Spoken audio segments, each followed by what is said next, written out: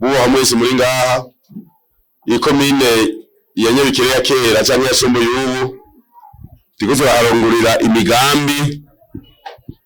Ubwa mbere n'umugambi wo gutera ikawa nyine ikabiteye ari amazita ya mbere n'amazita ya kabiri no gutera igitega civoka ngaha hafi y'umugwa mukuru wa komine nari amazita ya mbere n'iya kabiri. Mwumvise ivyo biterwa bibiri muca mwumva intumbero ya Fondation Pax mu gufasha igihugu kugira mu misi iza kizoronke amahera mva makungu gishobora kwikenuza mu kugura ibibuze mu gihugu, harimwo igitoro, harimwo ibindi vyose bigurwa hanze. Twashizemo kandi inanasi kugira ngo mu misi iza wizera imbere y'amavoka cyangwa ikawa tube turaronka amafaranga dukoresha canke tube turafungura neza.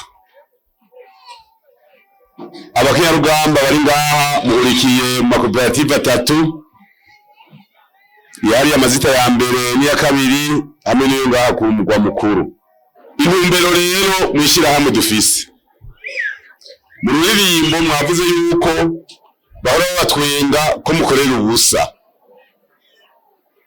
Mugaje nababwiye hagumemo abagomba kugira ishira hamwe koperative, kuko bajya abantu twe tuvuga tuti umuntu nazi nawe amasaha 3 rimwe mu ndwi akore nuko muhora mugenda isaha imwe nikorwa rusange. Ivyo nivyo dukenera, ntivyerera inzara, vyerera igihe, kandi iyo tuko turaja ni heza.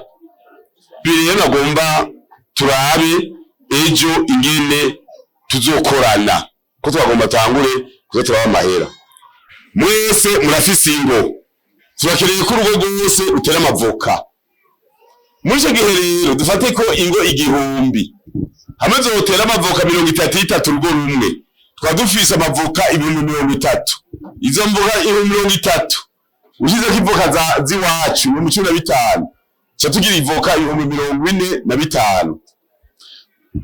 Jewe cyo nabemereye muri koperative hageze kwimisha izo voka jewe nzobafasha sabe escome na mustanteri bwira abantu bo muri komine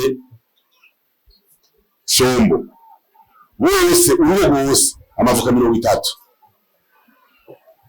nzobona vyeze muzo vote yari mustanteri naka yari escome naka.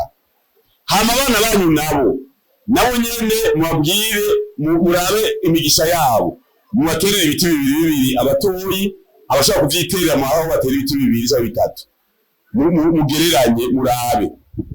Umwana afise ibiti 3 niyamara kwimura itoni azafise miliyoni urenga ku mwaka. Umwana afise miliyoni aratambuka hasi agafata, bisaba kuvumiriya. Ngira murazi ko mwari benshi bamwe gacacomoka. Ibi rero navuze ni kugira ngo ingo nazo tubone yuko mu myaka 5 iza ingo zayo zahindura zimeze. Sivyo icizere ko bizotora gakunda. Gira icizere, utagira icizere ushobora kubaho muri iyi si.